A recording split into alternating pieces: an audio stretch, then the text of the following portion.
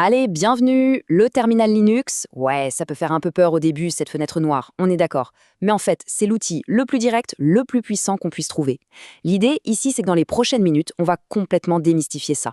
On va transformer cette fenêtre en un espace de travail familier et super efficace en découvrant ensemble les commandes vraiment essentielles. C'est parti! Alors, c'est la question que tout le monde se pose, évidemment. On a des super interfaces graphiques aujourd'hui, super jolies, super pratiques. Alors pourquoi? Mais pourquoi s'embêter avec des lignes de commande? Eh bien, la réponse, elle est toute simple, mais elle est absolument fondamentale. Tout simplement parce que c'est là que se trouve la vraie puissance de Linux. La grande majorité des outils, et je pense surtout à des domaines comme la cybersécurité ou le développement, sont pensés et créés pour être lancés depuis le terminal. Le maîtriser, c'est vraiment débloquer tout le potentiel du système. Ok, bon, commençons par le tout début. Avant de courir, on apprend à marcher, n'est-ce pas? La première étape, c'est juste de s'orienter, de comprendre où on a atterri. Imaginez qu'on arrive dans une nouvelle ville et qu'on cherche le plan pour se situer. Et justement, ce fameux plan, c'est la commande PWD. C'est vraiment l'équivalent du petit point rouge sur la carte qui dit « Vous êtes ici ». Elle nous indique instantanément et sans aucune erreur possible dans quel répertoire ou dossier on se trouve en ce moment. Et voilà à quoi ça ressemble en vrai. On tape PW, on appuie sur Entrée et le système nous répond. Là, par exemple, il nous dit /home/Kali. C'est notre point de départ. Simple, net et absolument essentiel. Bon, maintenant qu'on sait où on est, il serait peut-être temps de regarder ce qu'il y a autour. C'est là qu'intervient la commande else. Elle nous permet de lister tout le contenu du dossier où on se trouve. C'est comme jeter un œil dans une pièce pour voir ce qu'il y a dedans.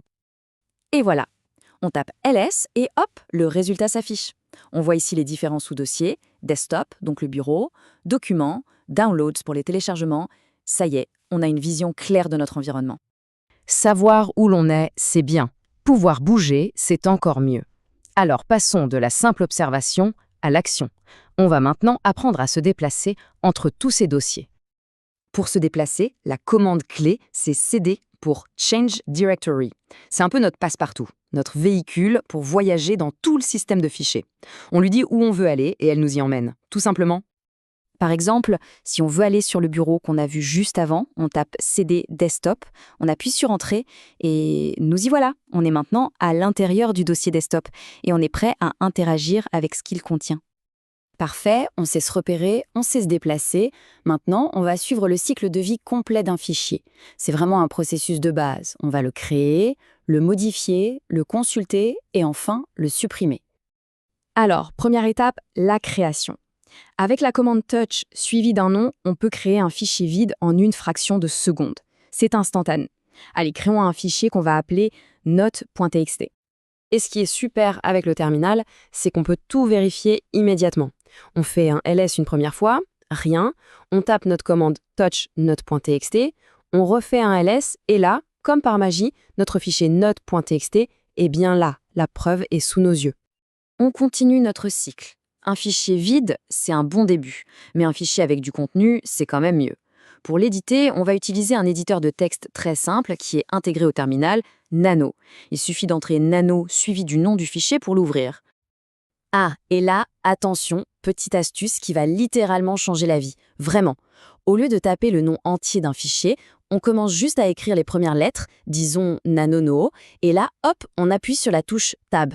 Et le terminal complète le reste tout seul. C'est une pratique indispensable, on gagne un temps fou. Troisième étape, l'affichage. Une fois qu'on a écrit quelque chose dans Nano et qu'on l'a sauvegardé, comment on peut voir ce qu'il y a dedans sans avoir à le rouvrir? Eh bien, c'est le rôle de la commande cat. Elle affiche le contenu d'un fichier directement à l'écran dans le terminal. Et voilà le résultat. On lance cat note.txt et le texte qu'on avait écrit, Hello, ceci est une note, s'affiche immédiatement. C'est parfait pour vérifier quelque chose rapidement. On arrive à la dernière étape de notre cycle, la suppression. La commande rm, qui veut dire remove, sert à ça, à supprimer des fichiers. Mais petite mise en garde, il faut faire très attention avec rm. L'action est généralement définitive. Il n'y a pas de corbeille dans le terminal. Allez, une dernière petite commande de navigation qui est super importante. On sait comment entrer dans un dossier avec cd, mais comment on fait pour en sortir? C'est simple, on utilise cd, ... cd, espace, ... Ça nous fait remonter d'un niveau dans le dossier juste au-dessus. Excellent! On vient de voir les commandes les plus fondamentales. Faisons un tout petit récapitulatif pour être sûr que tout est bien en place. Voilà, en quelque sorte, la première boîte à outils indispensable pour le terminal. Ce tableau, c'est un super aide-mémoire. Avec PW, on sait où on est. LS, on voit ce qu'il y a. CD, on se déplace. Et le quatuor, Touch, Nano, CAT et RM, nous permet de gérer les fichiers de A à Z. Honnêtement, avec ces 8 commandes, on a déjà une base extrêmement solide pour faire presque tout ce qu'on veut dans le terminal. Et le point le plus important à retenir, c'est que ces commandes ne sont pas une finalité.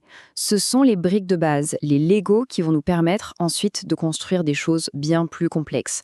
Lancer des programmes, automatiser des tâches, interagir avec le système à un niveau bien plus profond. La vraie aventure, en fait, elle ne fait que commencer.